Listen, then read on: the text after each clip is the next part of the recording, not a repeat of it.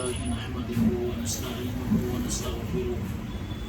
ونستغفره ونؤمن به ونتوكل عليه ونعوذ بالله من شرور أنفسنا ومن سيئات أعمالنا من يهده الله فلا مضل له ومن يضلل فلا هادي له ونشهد أن لا إله إلا الله وحده لا شريك له ونشهد أن سيدنا ومولانا محمدا عبده ورسوله صلى الله عليه وعلى آله وأصحابه وبارك وسلم تسليما كثيرا أما بعد فأعوذ بالله من الشيطان الرجيم بسم الله الرحمن الرحيم وقضى ربك ألا تعبدوا إلا إياه وبالوالدين إحسانا إما يبلغن عندك الكبر أحدهما أو كلاهما فلا تقل لهما أف ولا تنهرهما وقل لهما قولا كريما واخفض لهما جناح الذل من الرحمة وقل رب ارحمهما كما ربياني صغيرا صدق الله العظيم. محترم میری ماں اور بہنوں، آج کا ہمارا موضوع ہے والدین کے حقوق. اس سلسلے میں قرآن اور حدیث کے اندر بڑی ہی تفصیل کے ساتھ تعلیمات آئی ہیں اور ایک مسلمان کو اس بات کی بھرپور رہنمائی کی گئی ہے کہ ان کو اپنے والدین کے ساتھ، اپنے ماں باپ کے ساتھ کس طرح کا سلوک کرنا چاہیے اور کیا معاملہ کرنا چاہیے اور ان کا کس طریقے سے خیال رکھنا چاہیے. اس سلسلے میں قرآن کریم میں بھی بہت سی آیات آئی ہیں اور اللہ کے نبی صلی اللہ علیہ وسلم کی احادیث میں بھی بہت احادیث آئی ہیں. میں نے انہی آیات اور احادیث میں سے ایک آیت کا انتخاب کیا ہے جس میں اللہ رب العزت ارشاد فرماتے ہیں وَقَضَى رَبُّكَ أَلَّا تَعْبُدُوا إِلَّا إِيَّاهُ وَبِالْوَالِدَيْنِ إِحْسَانًا. اور تمہارے پروردگار نے یہ حکم دے دیا ہے اور یہ حکم سنا دیا ہے کہ اللہ تعبدوا الا ایاہ، کہ صرف اسی کی عبادت کرو. وبالوالدین احسانا، اور والدین کے ساتھ حسن سلوک کرو. اما یبلغن عندک الکبر احدہما او کلاہما، اگر ان دونوں میں سے کوئی ایک یا دونوں تیرے پاس بوڑھے ہو جائیں تو فلا تقل لہما اف، تو ان کو اف بھی نہ کہنا. ولا تنہرہما، اور ان کو نہ جھڑکنا. وقل لہما قولا کریما، اور ان سے بڑے ادب کے ساتھ، نرمی کے ساتھ گفتگو کرنا. واخفض لہما جناح الذل من الرحمت، اور ان کے لیے اپنی عاجزی کے بازو کو بچھا دینا رحمت کی وجہ سے، شفقت کی وجہ سے. وقل رب ارحمہما کما ربیانی صغیرا، اور یہ دعا کرتے رہنا کہ اے ہمارے پروردگار ان دونوں کی ان دونوں پر رحمت نازل فرما، ان دونوں پر رحم فرما، جیسا کہ ان دونوں نے مجھے بچپن سے پالا اور پوسا۔ یہ قرآن پاک کی اس آیت کا ترجمہ اور اس کی ترجمانی ہے، جس میں اللہ رب العزت نے اپنے والدین کے سلسلے میں کچھ احکام دیے۔ چنانچہ آیت کی ابتدا میں فرمایا وَقَضَىٰ رَبُّكَ أَلَّا تَعْبُدُوا إِلَّا إِيَّاهُ، کہ تمہارے رب نے یہ حکم دیا ہے کہ اس کے سوا کسی کی عبادت نہ کرو۔ تو یہاں اللہ پاک نے اپنی توحید کی تعلیم دی، توحید کا حکم دیا اور شرک سے باز رہنے کا حکم دیا، اور یہ فرمایا کہ محض میری عبادت کرو، میری پوجا کرو، میری پرستش کرو، میرے سوا کسی کے سامنے مت جھکو، میرے علاوہ کسی کی عبادت نہ کرو، میرے علاوہ کسی کی پرستش نہ کرو۔ یہ حکم اللہ نے دیا۔ لیکن ذرا ہم یہاں رک کر غور و فکر کریں، اللہ نے اس آیت میں پہلے توحید کا حکم دیا، توحید کے حکم پر عطف کر کے فوراً بعد والدین کے ساتھ احسان اور حسن سلوک کا حکم دیا۔ وَبِالْوَالِدَيْنِ إِحْسَانًا، اور تم اپنے والدین کے ساتھ حسن سلوک کرو۔ اس سے ہم اندازہ لگا سکتے ہیں کہ ماں باپ کا مقام، والدین کا مقام اور رتبہ اللہ کی نظر میں کس قدر اونچا اور بڑا ہوا ہے، کہ جہاں اللہ نے اپنی توحید کی تعلیم دی، توحید کا حکم دیا، شرک سے روکا، وہاں اللہ پاک نے اس کے مان بعد اپنے والدین کے ساتھ حسن سلوک کا حکم دیا۔ اگر یہ ماں باپ کا معاملہ اس قدر اہم نہ ہوتا اور ماں باپ کے ساتھ حسن سلوک کرنا یہ بڑی اہمیت کا حامل نہ ہوتا، تو اللہ پاک اپنی توحید کے حکم کے فوراً بعد ماں باپ کے ساتھ حسن سلوک کا حکم نہ دیتے۔ اس سے اس بات کا اندازہ ہو گیا کہ ماں باپ کا مقام بہت اونچا ہے، بہت بڑا ہوا ہے، اور اس کی وجہ کیا ہے؟ وجہ یہ ہے کہ انسان کو پیدا کرنے والے، بنانے والے اور ان کی تخلیق کرنے والے تو اللہ ہیں۔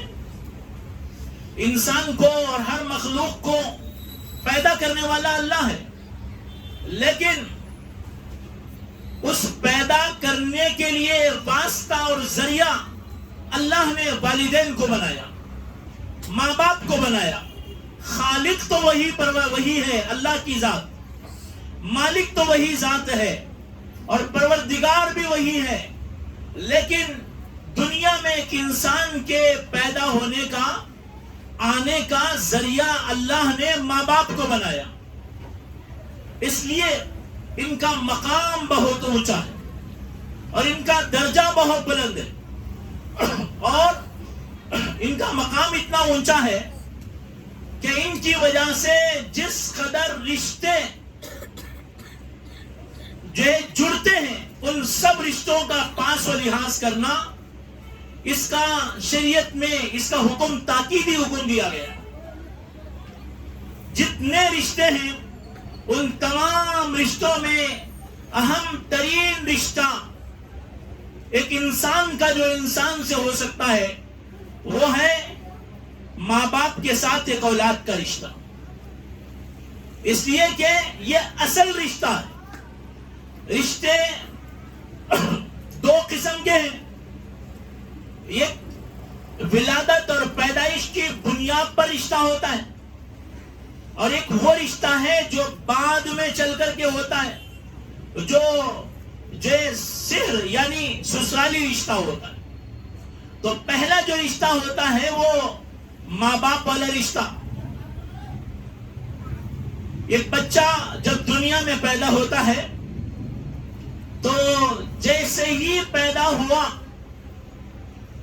تو وہ دو اپنے ماں باپ کی اولاد بن جاتا ہے اور انہی ماں باپ کے واسطے سے اور انہی ماں باپ کی برکت سے اسے اور بے شمار رشتے مل جاتے ہیں دنیا میں. جیسے ہی ایک بچہ دنیا میں پیدا ہوا وہ بیٹا بن گیا اور ایک مرد اور عورت اس کے ماں باپ بن گئے. لیکن ان کی برکت سے کوئی بھائی بن گیا, کوئی بہن بن گئی, کوئی ماموں بن گیا, کوئی خالہ بن گئی, کوئی پھوپھی بن گئی, کوئی چچا بن گیا, کوئی کچھ بن گیا, کوئی کچھ بن گیا, کوئی دادا, کوئی نانا, کوئی دادی, کوئی نانی, یہ سب بن گئے. لیکن ان تمام رشتوں کی اصل ہے والدین, ماں باپ. اسی لیے عربی زبان میں رشتہ داری کو رحم کہتے, صلہ رحمی اردو میں بھی استعمال کیا جاتا ہے. صلہ رحمی کرنا یعنی رشتہ داری کا پاس و لحاظ کرنا, خیال کرنا.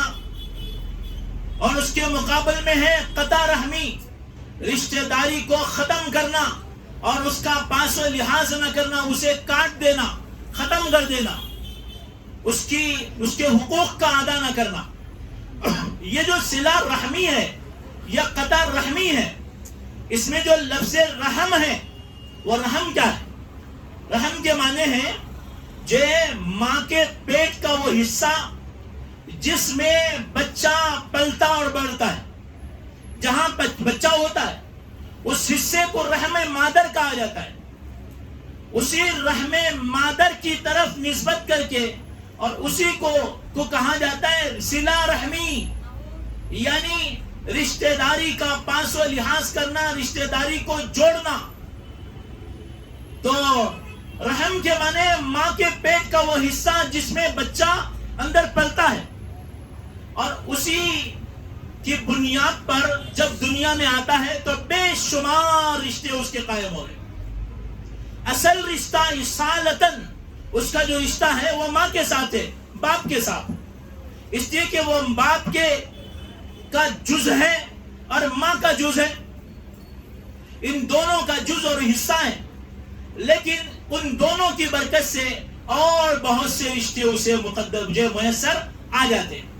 تو یہ دنیا میں جب انسان آتا ہے تو اس کا رشتہ رب سے تو ہوتا ہے, اللہ سے ہوتا ہے, اس لیے کہ وہ پیدا کرنے والا ہے. ماں تو پیٹ میں اسے سنبھالتی ہے اور باپ کے پاس ایک امانت ہے, اسے وہ منتقل کر دیتا ہے رحم مادر میں.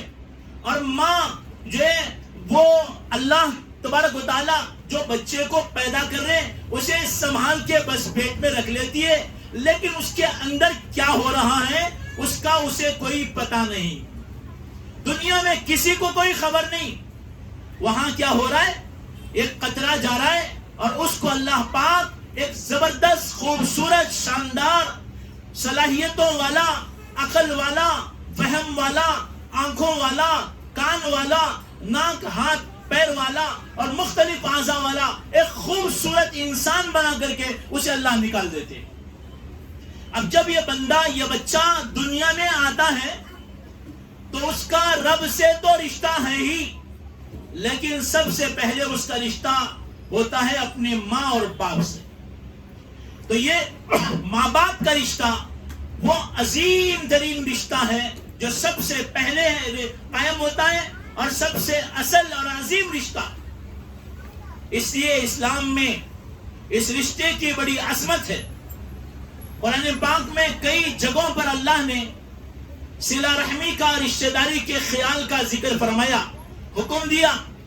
ان تمام جگہوں میں اکثر و بیشتر اللہ نے پہلے ماں باپ کا ذکر کیا, اس کے بعد ساری رشتہ داریوں کا. اس کی وجہ کیا ہے کہ اصل رشتہ داری, اہم رشتہ داری یہی ہے. اسی کے بنیاد پر دوسری رشتہ داریاں قائم ہوتی ہے.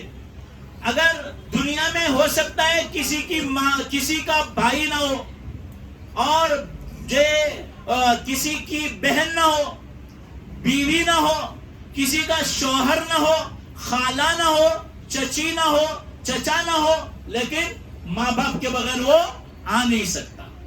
ہاں, بعض انسانوں کو اللہ نے اپنی خاص قدرت سے بغیر انسانوں کی مدد کے بنایا، ان کے واسطے کے بغیر بنایا. جیسے حضرت آدم علیہ السلام کو اللہ نے بنایا، نہ مرد تھا وہاں نہ عورت، اللہ نے اپنی قدرت سے بنا دیا. حضرت حوا کو محض ایک مرد سے بنا دیا، حضرت آدم سے. اور حضرت عیسیٰ علیہ السلام کو ایک عورت، ان کی والدہ حضرت مریم کے بدن سے اللہ نے پیدا کر دیا. وہاں مرد کا کوئی دخل نہیں تھا. لیکن اس کے علاوہ دنیا میں جتنے انسان ہیں ان کا یہ رشتہ ضرور ہوتا ہے. کسی انسان کا بھائی ہو یا نہ ہو سکتا ہے وہ اپنے ماں باپ کا ایک ہی بیٹا ہو، ایک ہی بیٹی ہو، اور جو اس کی خالہ نہ ہو، چچی نہ ہو، پھوپھی نہ ہو، چچا نہ ہو، ماموں نہ ہو، یہ سب ہو سکتا ہے. لیکن یقیناً ماں باپ تو ہوگے. تو بہرحال یہ ماں باپ کا رشتہ بڑا عظیم ترین رشتہ ہے، بڑا اہم رشتہ ہے. اور یہ وہ بے غرض رشتہ ہوتا ہے کہ دنیا میں ایسا رشتہ کوئی اور نہیں ہو سکتا. دنیا میں جتنی محبتیں ہوتی ہیں اس کے پیچھے کوئی نہ کوئی غرض ہوتی ہے. ایک عورت کو اپنے شوہر سے محبت ہے، ایک مرد کو اپنی بیوی سے محبت ہے، یا جو ایک بھائی کو بھائی سے، یا ایک رشتہ دار کو دوسرے رشتہ دار سے، ایک انسان کو دوسرے انسان سے. تو وہاں غرض ہوتی ہے. لیکن اور اچھا، اسی وجہ سے جب وہ غرض ٹل جاتی ہے تو وہ رشتہ پھیکا پڑ جاتا ہے، معاملات خراب ہو جاتے ہیں اور جدائی ہو جاتی ہے. لیکن ماں باپ کا رشتہ وہ رشتہ ہوتا ہے جہاں کوئی غرض نہیں ہوتی. یعنی ماں باپ کو اپنی اولاد سے کوئی غرض نہیں ہوتی. یہ بات الگ ہے کہ وہ کبھی بسا اوقات وہ بڑے ہو کر ماں باپ کے لیے لاٹھی بھی بن جاتے ہیں، سہارا بھی بن جاتے ہیں، ان کی آنکھوں کی ٹھنڈک بھی بن جاتے ہیں. لیکن جب ماں نے بچے کو جنا تھا، جب باپ وہ چھوٹے سے معصوم بچے کا باپ بنا تھا، وہ باپ یا ماں نے اپنے بچے کو پیٹ میں رکھا تھا، تو اسے اس بیچاری کو کیا خبر تھی کہ یہ بچہ دنیا میں آئے گا بھی نہیں.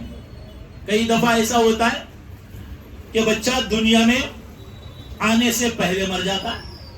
کبھی ایسا ہوتا ہے دنیا میں آیا اور پھر مر گیا، نہیں رہا. اور جو کبھی بچپن میں چلا گیا، کبھی آئین جوانی میں چلا گیا. یہ سب کچھ ہوتا رہتا ہے. تو ماں باپ کو یہ معلوم ہے کہ ان کی ایک عمر مقرر ہے، اس کے باوجود وہ اس کی طمع اور اس کی خواہش میں اور لالچ میں لگے نہیں رہتے کہ میرا بچہ بڑا ہو کر یوں کرے گا. کہتے تو ہیں لیکن اس کی بنیاد پر ماں باپ اس کی خدمت نہیں کرتے. وہ بے غرض محبت ہوتی ہے. اور یہی وجہ ہے کہ یہ محبت ایک جانور کو بھی اللہ نے دی. ایک چڑیا اپنے بچوں سے محبت کرتی ہے، ایک گائے اپنے بچوں سے محبت کرتی ہے، ایک مرغی اپنے بچوں سے محبت کرتی ہے، ایک جانور اپنے بچوں سے محبت کرتی ہے. کیوں؟ اس لیے کہ یہ ماں کی ممتا ہے. تو بہرحال یہ ماں باپ کا رشتہ ایک عظیم رشتہ ہے. تو اللہ نے یہاں فرمایا وَبِالْوَالِدَيْنِ إِحْسَانًا، کہ اپنے والدین کے ساتھ حسن سلوک کرو، ان کے ساتھ بہتر معاملہ کرو، ان کے ساتھ اچھا سلوک کرو. والدین کے ساتھ حسن سلوک صرف اس نے سلوک کے لیے کوئی عمر کی قید نہیں ہے. ماں باپ جوان ہو، صحت مند ہو، ہٹے کٹے ہو اور مالدار ہو، مستغنی ہو، تب بھی ماں باپ کی خدمت کرنا اولاد کا فریضہ ہے اور ان کے لیے سعادت اور نیک بختی کا سبب ہے. لیکن اگر ماں باپ جوانی کے اسٹیج سے گزر کر بڑھاپے کے اسٹیج میں داخل ہو گئے ہوں اور وہ بوڑھے ہو چکے ہوں، تو اس وقت میں ان کو خدمت کی قدم قدم پہ ضرورت ہوتی ہے. جوانی میں بھی خدمت کرنا ہے، ماں باپ جوان ہو، صحت مند ہو، محتاج نہ ہو، لاٹھی ہاتھ میں نہ ہو تو بھی ان کی خدمت کرنی ہے. لیکن اگر ماں باپ بوڑھے ہو جائیں تو ان کی خدمت اور زیادہ ضروری ہو جاتی ہے. اسی وجہ سے آگے اللہ نے فرمایا اما یبلغن عندک الکبر احدہما او کلاہما فلا تقل لہما اف. فرمانے اللہ پاک کہ اگر یہ ماں باپ ان میں سے کوئی ایک یا دونوں کیا ہو جائے، بڑھاپے کی عمر کو پہنچ جائے تو فلا تقل لہما اف، تو ان کو اف تک نہ کہنا. میں بتا چکا ہوں کہ جوان ماں باپ ہوں تو بھی ان کی خدمت کرنی ہے، لیکن جب وہ بوڑھے ہو جائیں تو اس وقت میں ان کے اعضاء جواب دے چکے، ان کے اندر سے طاقت اور قوت ختم ہو گئی، آنکھوں سے بینائی میں، آنکھوں کی بینائی میں فرق آ گیا یا آنکھیں چلی گئی، اور وہ ان کے اٹھنے میں، بیٹھنے میں، چلنے میں، پھرنے میں، اپنے کام کاج میں، اپنی ضروریات میں وہ محتاج ہو گئے کسی اور کے. تو اس موقع پر اور زیادہ ان کا حق بنتا ہے. اور اگر کوئی اولاد اس عمر میں یعنی والدین کے بڑھاپے میں ماں باپ کی خدمت نہ کرے وہ بڑی بدقسمت ہے، بدبخت ہے. ایک حدیث میں ہے نبی کریم صلی اللہ علیہ وسلم نے فرمایا اس کی ناک خاک آلود ہو جس نے اپنے ماں باپ میں سے دونوں کو یا ایک کو بڑھاپے کے موقع پر پایا مگر اس نے ان کی خدمت کر کے اپنی جنت نہیں بنائی. اللہ کے نبی نے اس کے لیے بددعا فرمائی. اور ایک موقع پر نبی کریم صلی اللہ علیہ وسلم مسجد میں تشریف لائے اور آپ نے منبر پر قدم رکھا، پہلی سیڑھی پر قدم رکھا تو فرمایا آمین، دوسری سیڑھی پر قدم رکھا تو فرمایا آمین، تیسری سیڑھی پر قدم رکھا تو فرمایا آمین. آپ منبر پہ چل رہے خطبہ دینے کے لیے اور آپ ہمیشہ خطبہ دیتے آئے ہیں، کبھی آمین نہیں کہتے تھے، لیکن آپ علیہ السلام نے منبر پر آمین کہی. صحابہ نے نماز کے بعد پوچھا اللہ کے نبی صلی اللہ علیہ وسلم آج آپ نے خلاف معمول ایک کام کیا، منبر پر آپ جب چڑھ رہے تھے ہر سیڑھی پہ آپ آمین آمین فرما رہے تھے، وجہ کیا ہے؟ حضور نے فرمایا جب میں منبر کے قریب ہوا اور چڑھنے گیا جبریل میرے پاس آئے اور انہوں نے 3 بددعائیں کی، میں نے ان 3 بددعاؤں پر آمین کہی. ان 3 بددعاؤں میں سے ایک بددعا کیا تھی کہ اس کی ناک خاک آلود ہو، وہ اولاد تباہ و برباد ہو جائے، ہلاک ہو جائے، مٹی میں مل جائے، جنہوں نے اپنے بوڑھے ماں باپ کو پایا اور انہوں نے خدمت کر کے جنت نہیں بنائی. کیا معلوم ہوا کہ بڑھاپے میں ماں باپ کی خدمت اور زیادہ ضروری ہے. وجہ کیا ہے؟ وہی کہ ماں باپ کو اب ضرورت ہے، ماں باپ کو اب ضرورت ہے. اب اس موقع پر جب ماں باپ کی خدمت کوئی اولاد کرے گی، بیٹا یا بیٹی، تو اس وقت میں بوڑھے جب وہ ہو جائیں گے تو ان کے مزاج میں چڑچڑا پن آ جاتا، تبدیلی آ جاتی ہے، جس کی وجہ سے بچوں نے تھوڑا سا کچھ کیا اور ماں کو غصہ آ گیا، باپ کو غصہ آ گیا، اب وہ چڑچڑا پن کا اظہار ہو رہا ہے، غصہ کر رہے ہیں، ناراضگی جتا رہے، اور ایک بات جو بار بار کہنی پڑ رہی ہے ان کو یاد نہیں رہ رہے، بھول جا رہے. اور کبھی ایسا ہو رہا ہے کہ ماں یا باپ بیمار ہو گئے تو کبھی کپڑوں میں انہوں نے پیشاب پاخانہ کر لیا، گندگی کر لی، اب اسے صاف کرنا پڑ رہا ہے، اسے برداشت کرنا پڑ رہا ہے. ماں باپ کو نیند نہیں آ رہی ہے، ان کو چین نہیں ہے, وہ بیماریوں سے کا مقابلہ کر رہے ہیں, مختلف قسم کی بیماریوں کا شکار ہو چکے ہیں. انہیں قدم قدم پر کبھی ڈاکٹر کے پاس جانے کی, کبھی دوائی کے استعمال کی, کبھی کچھ کسی اور خدمت کی ان کو ضرورت پڑتی جا رہی ہے. جب آدمی ایسی خدمت میں اور ایسے بوڑھے ماں باپ کی خدمت میں لگے گا تو اس وقت میں انسان کو ہو سکتا ہے غصہ آ جائے, ماں باپ کے چڑچڑاپن سے, ان کے غصے سے, ان کی کسی ادا سے, کسی حرکت سے غصہ آ جائے. وہ کوئی حکم دے, بار بار کہیں بیٹا پانی لاؤ, یہ کرو, رات میں سو رہے, بار بار ماں جگا رہی ہے, بیٹا ادھر آؤ, بیٹی ادھر آؤ. اب اس کو پریشانی ہو رہی. اب اس موقع پر کیا ہوتا ہے, آدمی ناگواری سے اپنی زبان سے کچھ نکال دیتا. اسی کو قرآن نے اف سے تعبیر کیا, ولا اما یبلغن عندک الکبر احدهما او کلاهما فلا تقل لهما اف. اللہ فرماتے ہیں یہ دونوں یا دونوں میں سے ایک بڑھاپے کو پہنچ جائے اور اس موقع پر ان کے بڑھاپوں کے تقاضے سے, بڑھاپے کی وجہ سے, ان کی خدمت کی وجہ سے تمہیں ان کی کوئی بات ناگوار گزرے, تمہیں پسند نہ آئے, تو اس موقع پر اف بھی نہ کہنا. یہ ایسے ہی ہے جیسے اردو میں اوں یا ہوں بولتے.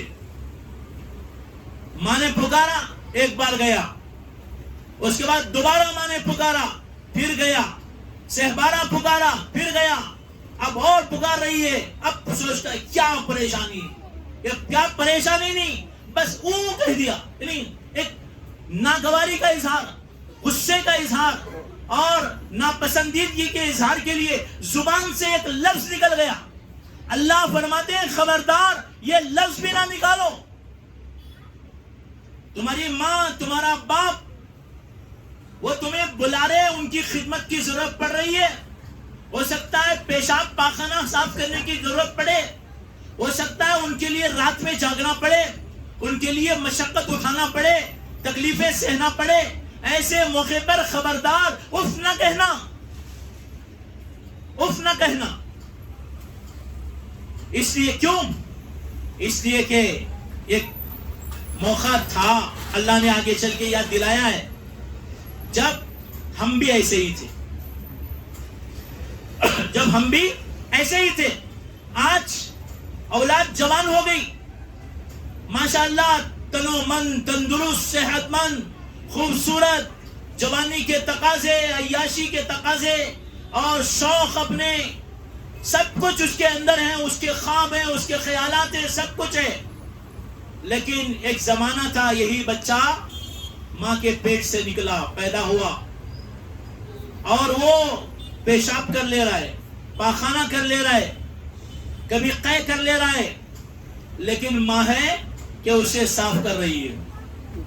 بخار ہو, کوئی بھی پریشانی ہو, ماں اپنے آپ کو تکلیف میں ڈال کر اور تکلیفیں سہ کر اپنے بچے کو پالتی ہے, پوستی ہے, اس کی خدمت کرتی ہے.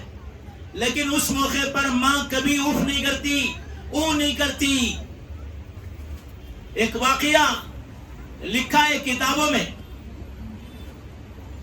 کہ ایک صاحب تھے, ان کا بچہ جب جوان ہو گیا تو ایک دفعہ باپ بیٹا دونوں بیٹھے ہوئے تھے. باپ تو بوڑھے ہو گئے ہیں, بیٹا جوان ہے. باپ نے اپنے جوان بیٹے سے پوچھا, بیٹا یہ کیا آواز آ رہی ہے؟ کوا آواز کر رہا تھا. باپ نے پوچھا بیٹا یہ کیا آواز آ رہی ہے؟ تو بیٹے نے کہا ابا یہ کوا کائیں کائیں کر رہا ہے, کوے کی آواز ہے. تھوڑی دیر کے بعد باپ نے پھر پوچھا بیٹا یہ کیا آواز ہے؟ تو تھوڑی سی ترشی کے ساتھ اس نے کہا یہ کوے کی آواز ہے. باپ نے تھوڑی دیر کے بعد پھر پوچھا بیٹا یہ کیا آواز آ رہی ہے؟ اس نے ذرا غصے سے کہا ابا یہ کوے کی آواز ہے. باپ نے تھوڑی دیر کے بعد پھر پوچھا. اب بیٹے کو, جوان بیٹے کو غصہ آ گیا. اس نے کہا ابا آپ کو سمجھ میں نہیں آتا, یہ کبے کی آواز ہے. باپ نے کہا بیٹا 1 منٹ میں آتا ہوں. گھر میں گیا اور ایک اپنی ڈائری نکالی. نکال کے وہ آیا اور اس نے ادھر ادھر صفحے الٹے اور جو ایک صفحے پر جا کے رکا اور اس نے نکال کر اپنے بچے کے ہاتھ میں دے دیا. کہا بیٹا ذرا اسے پڑھو تو صحیح. اب بیٹے نے پڑھا تو اس میں یہ لکھا ہے کہ آج ایسا ہوا کہ میں اپنا چھوٹا بیٹا جس کا نام فلاں ہے, مطلب وہی تھا, میں اسے لے کر باہر نکلا. درخت پہ کوا بیٹھا تھا, وہ آواز کر رہا تھا. تو میرے بیٹے نے مجھ سے پوچھا ابا یہ کیا ہے؟ میں نے کہا کوے کی آواز ہے. بیٹے نے تھوڑی دیر کے بعد پھر پوچھا. میں نے پھر کہا یہ کوے کی آواز ہے. بیٹے نے تھوڑی دیر بعد پھر پوچھا. میں نے پھر کہا. اس طرح آج میرے پیارے بیٹے نے مجھ سے 25 دفعہ یہ پوچھا ابا یہ کیا ہے؟ میں نے 25 دفعہ یہ کہا بیٹا یہ کوے کی آواز ہے. اور مجھے الحمدللہ میرے بچے کی اس ادا سے مجھے اس پر بڑا پیار آیا. یہ وہاں لکھا ہوا تھا. باپ نے اپنے بیٹے کو ڈائری دکھائی اور دکھایا اور کہا دیکھو اس میں تاریخ ڈلی ہوئی ہے. تم اس وقت میں چھوٹے سے بچے تھے, کبھی تم بھی مجھ سے اس طرح کے سوالات کرتے تھے. تم نے 25 دفعہ سوالات کیے تو مجھے غصہ نہیں آیا. میں نے لکھا ہے کہ مجھے پیار آیا اور میں نے 3 دفعہ پوچھ لیا تو تجھے غصہ آ گیا. 5 دفعہ پہ کیا ہوتا معلوم نہیں. میری ماں اور بہنوں, یہ ماں باپ اس قدر عظیم ہوتے ہیں اور بڑھاپے کی عمر میں جب وہ محتاج ہو جائیں اس وقت میں اگر بچے ان کے ساتھ بدسلوکی کریں ماں باپ کے دل کو بہت چوٹ لگتی ہے. اس لیے کہ جیسے چھوٹا بچہ پیدا ہوا تھا بالکل بے بس ہے, لاچار ہے, بیچارہ ہے. ماں اگر چاہتی تو ایک ہاتھ اس کے گلے پہ دبا رکھ دیتی, بلکہ ایک انگلی رکھ دیتی تو مر جاتا. باپ ایک تھپڑ رسید کرتا تو مر جاتا. لیکن ماں باپ نے اسے پالا پوسا سب کچھ کیا. جب یہ محتاج تھا, یہ نادان تھا, اس وقت میں ماں باپ نے اس کے ہر نخروں کو برداشت کیا. لیکن جب ماں باپ خود اب مجبور ہو گئے, کمزور ہو گئے, جب ماں باپ بوڑھے ہو جاتے ہیں تو اب محتاج ہو جاتے ہیں, جوان اولاد کے محتاج. اب اس وقت میں باپ کمائی نہیں کر سک رہا, ماں بیچاری کمزور, دونوں بوڑھا بوڑھی ایک کونے میں کوئی ہو جاتے ہیں اور اولاد کے رحم و کرم پر جیتے ہیں. یہ آج کے معاشرے کی بات بول رہا ہوں, اسلامی معاشرے کی بات نہیں.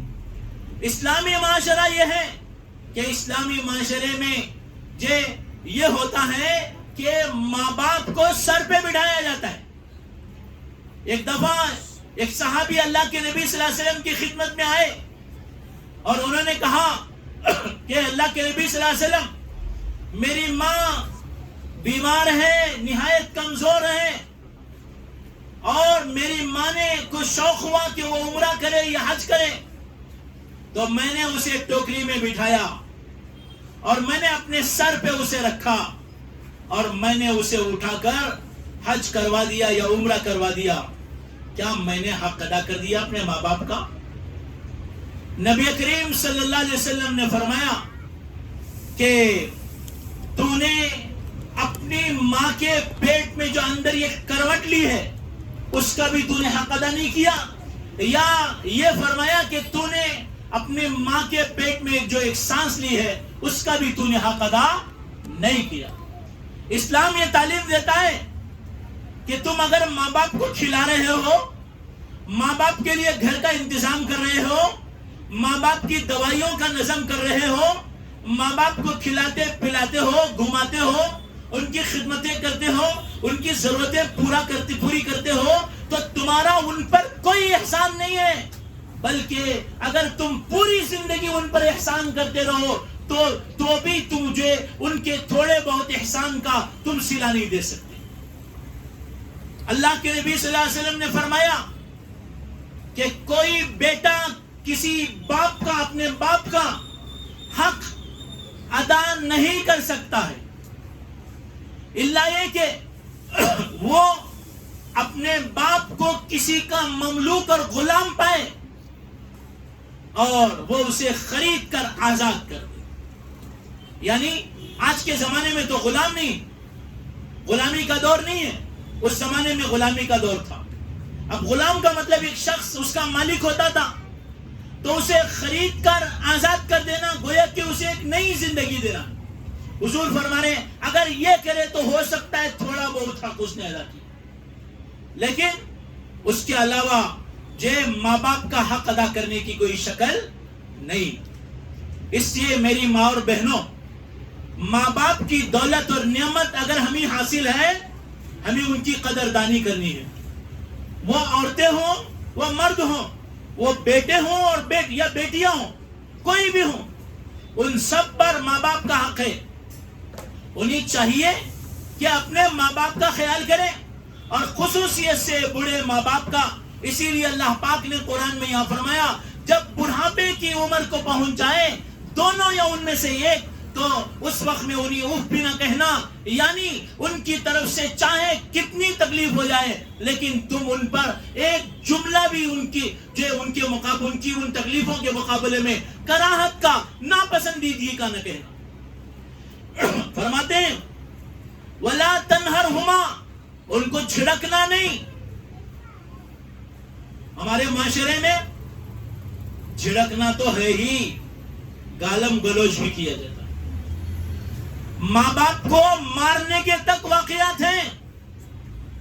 ایسی ناہنجار اور بدبخت اور بدنصیب قسم کی اولاد بھی دنیا میں ہے کہ جو اپنے ماں باپ کو جھڑکنا تو درکنار، جھڑکنے کے علاوہ وہ گالم گلوچ بھی کرتے ہیں، ماں باپ کو مارتے بھی، تکلیفیں بھی دیتے ہیں۔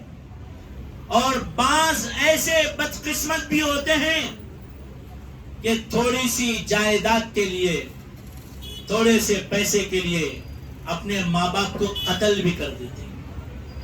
یہ ہمارے معاشرے میں ہو رہا ہے، لیکن میری ماں اور بہنوں، اسلامی معاشرے میں اس کی کوئی گنجائش نہیں ہے اور اس کا کوئی تصور نہیں ہو سکتا۔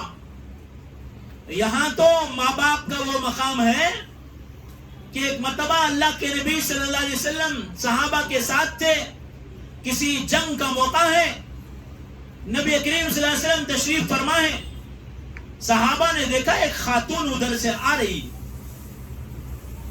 حضور کھڑے ہو گئے، اپنی چادر جس پہ آپ تشریف فرما تھے وہاں سے ہٹ گئے، وہ خاتون آئی، ان کو اللہ کے نبی صلی اللہ علیہ وسلم نے اپنی جگہ بٹھایا اور آپ کھسک گئے۔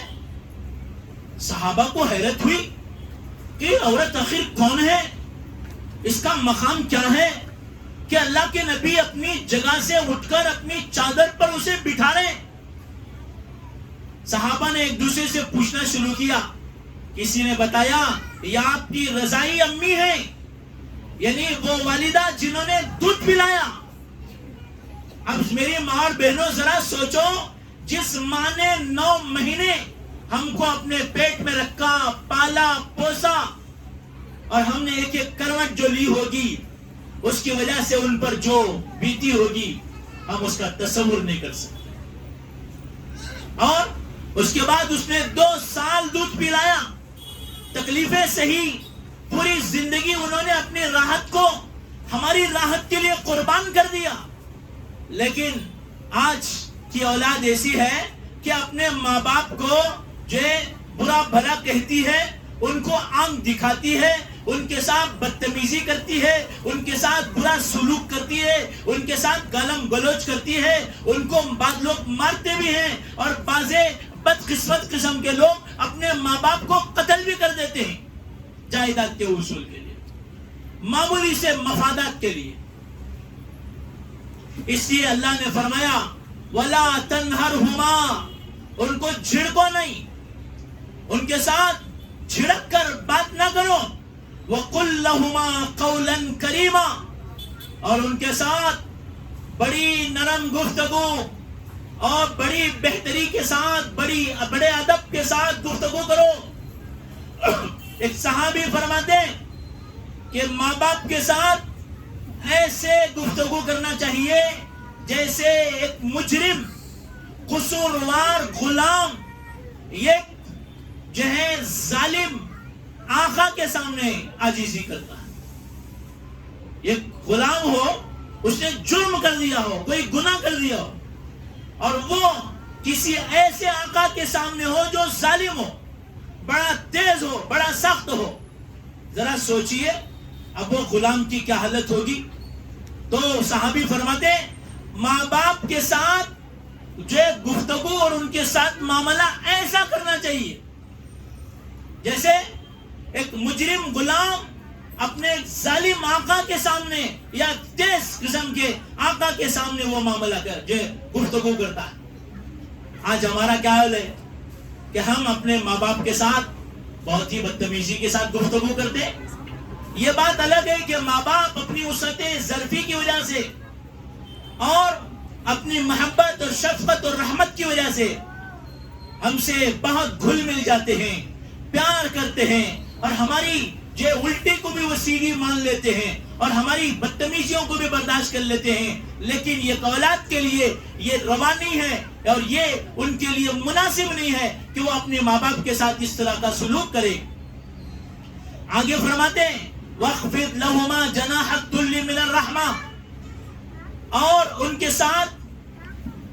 ساتھ جو سامنے عاجزی کے بازو کو جو ہے جھکا دو، رحمت کی وجہ سے، شفقت کی وجہ سے، یعنی ان کے ساتھ شفقت کا معاملہ کرو، رحمت کا معاملہ کرو، ان کے ساتھ عاجزی کا معاملہ کرو، ان کے سامنے جھکے رہو اور عاجزی کرو، اور جو یہ عاجزی لوگوں کو دکھانے کے لیے نہیں بلکہ من الرحمتی، رحمت اور شفقت کی وجہ سے، ان سے پیار اور محبت کی وجہ سے، ان سے حد درجہ محبت دل میں اور ان کی عظمت کی وجہ سے ان کے ساتھ یہ معاملہ کرو۔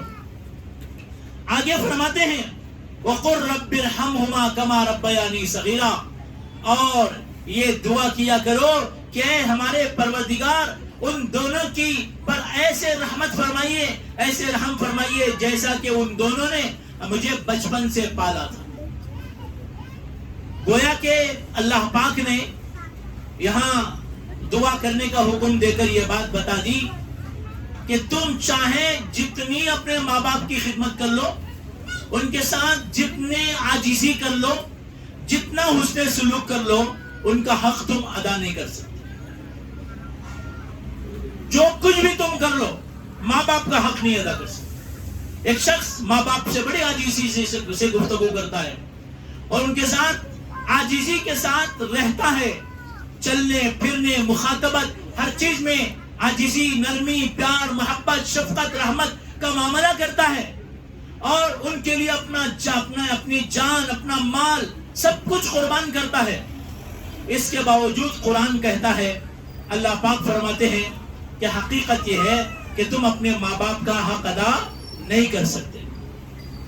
ماں باپ کا حق ادا کرنا تمہارے بس میں نہیں ہے، اس لیے تم آخر میں اللہ سے یہ دعا مانگ لیا کرو، اللہ سے ہمیشہ کے لیے دعا مانگو۔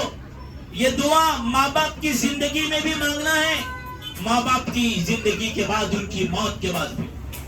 کیا دعا؟ رب ارحمہما کما ربیانی صغیرا، اے میرے رب میرے ماں باپ پر رحم فرما، رحمت نازل فرما۔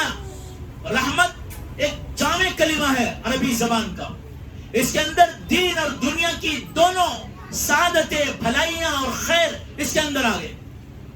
گویا کہ اللہ فرماتے ہیں تم اپنے رب سے دعا مانگ لیا کرو، مجھ سے مانگ لیا کرو کہ اے میرے رب میرے ماں باپ کے لیے، جو میرے ماں باپ پر رحمت کی بارش فرما، ان کو دنیا کی بھلائیاں عطا فرما، آخرت کی بھلائیاں عطا فرما، دنیا اور آخرت میں ان پر رحمت نازل فرما دیجئے. یہ دعا تم مانگو اور ساتھ ساتھ یہ کہو رب ارحمہما کما ربیانی صغیرا، اے اللہ ان پر رحم فرما جیسا کہ بچپن میں انہوں نے مجھ پر رحم کیا. گویا اللہ نے ہمیں اپنا بچپن یاد دلا دیا اور یہ فرما دیا کہ تم ماں باپ کے لیے دعا مانگ رہے ہو یا ماں باپ کے حقوق ادا کر رہے ہو، ان کے ساتھ عاجزی اور نرمی کا حسن سلوک کا معاملہ کر رہے ہو، تو تم یہ نہ سمجھنا کہ یہ مفت میں کر رہے ہو، بلکہ ایک زمانے میں تم ان سے زیادہ کمزور تھے، تم ان سے زیادہ بے بس تھے. تمہیں اس بے بسی میں، اس کمزوری میں، اس بے عقلی کے دور میں تمہاری پرورش کرنے والے، تمہاری دیکھ ریکھ کرنے والے، تمہاری خدمت کرنے والے، تم پر اپنے جان کو قربان کرنے والے، اپنا مال لٹانے والے جو تھے وہ یہی ماں باپ تھے. لہٰذا ان ماں باپ پر احسان کرتے ہوئے یا ان ماں باپ کے لیے دعا کرتے ہوئے یہ نہ سوچنا کہ میں اپنے ماں باپ پہ احسان کر رہا ہوں، بلکہ ان ماں باپ کا تجھ پر جو احسان ہے اس کا تھوڑا سا حق ادا ہوگا اگر یہ کرے گا. اس لیے بہرحال آج جو کافی وقت ہو گیا تھا، تاخیر سے گفتگو شروع کی گئی، اس لیے میں نے سرسری طور پر آج اس آیت پہ تھوڑی سی روشنی ڈالی ہے. انشاءاللہ اگلے موقع پر اسی عنوان پر میں اور مزید تفصیل کے ساتھ قرآن حدیث کی روشنی میں اور دیگر آیات اور حدیث کی روشنی میں گفتگو کروں گا. اسی پر میں اپنی گفتگو کو ختم کرتا ہوں اور اللہ پاک سے دعا کرتا ہوں کہ اللہ پاک ہمارے والدین کا سایہ ہم پر تادیر قائم رکھے اور ہم میں سے جن کے ماں باپ دنیا سے پردہ کر گئے، وفات پا گئے، اللہ ان پر کروڑوں رحمت نازل فرمائے، ان کی مغفرت فرمائے، ان کے درجات کو بلند فرمائے اور ہمیں ان کے جو حقوق زندگی میں ہیں اور ان کے مرنے کے بعد بھی ہیں ان تمام حقوق کی پاسداری کرنے کی، ان کا خیال رکھنے کی ہمیں توفیق عطا فرمائے. آمین. وآخر دعوانا ان الحمدللہ رب العالمین.